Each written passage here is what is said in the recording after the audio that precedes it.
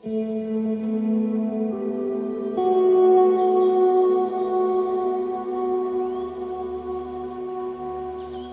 gained hastily will dwindle, but whoever gathers little by little will increase it. Proverbs 13:11. A good man leaves an inheritance to his children's children, but the sinner's wealth is laid up for the righteous. Proverbs 13:22. These two verses have completely shifted the way I think about money in the past couple weeks. And these are probably very ordinary scriptures for the common Christian, and people probably don't consider them to be the most paradigm shifting passages. But when I read these passages after really changing the way I think about work and my ethic and all the things that I'm striving for with this trade, especially with the fact that I can slow down now. I was talking to my buddy Ben, who was on the podcast before, that I really feel like now that I'm in an apprenticeship, which is about 4 years long, it's going to be 5 years for me because when I got hired on, school had already started. So I'm going to be starting a year late. And I have this 5-year window to look forward to, thinking about, okay, this is when I'm really going to be making a reasonable willing living wage, and what can I acquire until then, and so my mind has changed a lot, and it's changed. If you know me to any degree, you might know that I've always struggled with just feeling like I need something when I want it.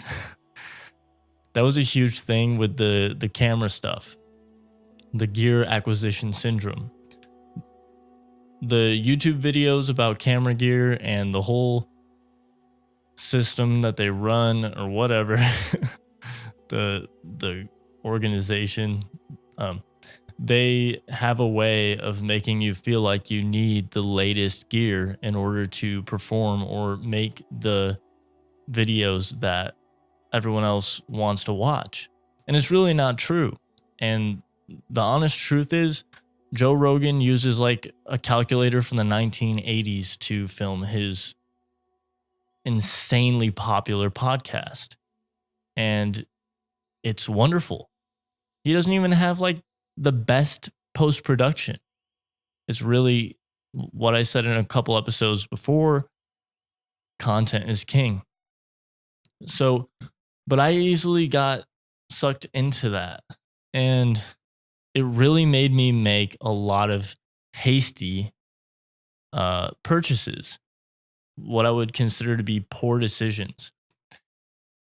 Some things that fueled that weren't just the content I would watch about the gear that I wanted, but also it was watching the news every day, keeping an eye close to geopolitical conflicts that involve the US, or just thinking, okay, like if I'm going to do anything worthwhile, if I'm going to do anything that's going to make me a quick buck and make me able to support my family off what I think I might be good at, which for a while was this videography stuff or photography. And I was like, I'm spending so much on this. It's only right if I try to make money using it. And so it was just cyclical. And with the geopolitical stuff and all that, it was just this idea of like, there's impending doom, time is fleeting, and I'm being foolish if I don't make a quick decision to just get the best thing now. Because, man, by the time I acquire enough for the best thing or a great thing, it's going to be too late.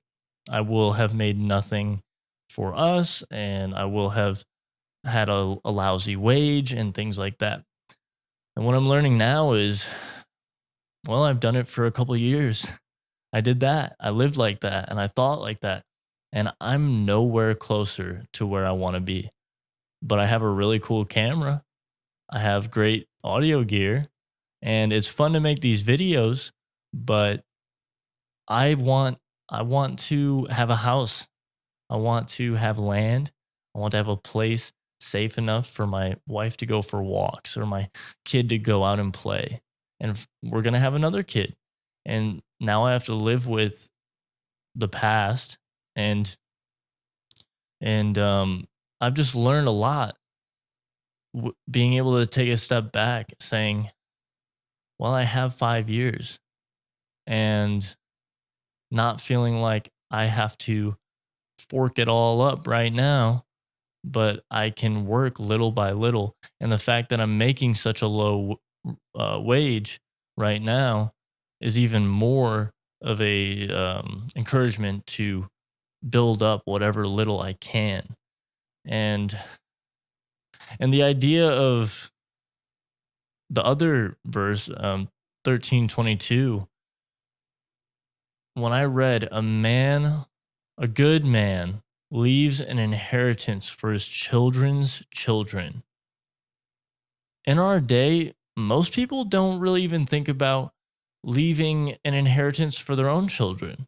It's like this pseudo um, piety, I guess, or this pseudo self righteousness of like, well, he's got to learn how to get it on his own.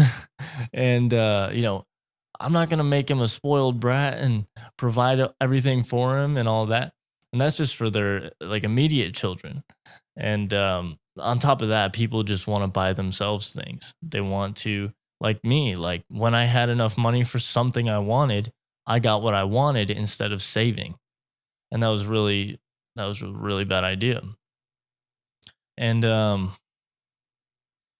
and so the idea of like really taking that into account. What does it mean to be able to leave an inheritance for your children's children?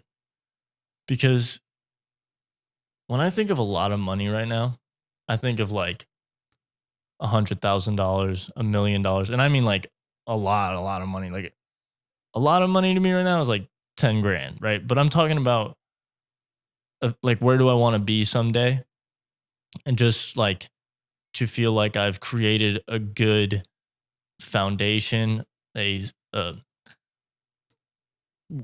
where would I be if I felt like I had acquired enough, I guess, which nobody really knows how that works. But then I think, okay, say my mindset is I'm doing everything I do to save for my children's children. So my children and then my children's children. $1 million? $100,000? That doesn't seem so much anymore. That seems like okay, that's enough for them maybe, but I gotta keep saving. And it's not like this idea of like, oh God, you haven't provided enough or whatever. It's just this idea of like, I can't look at having money as having money.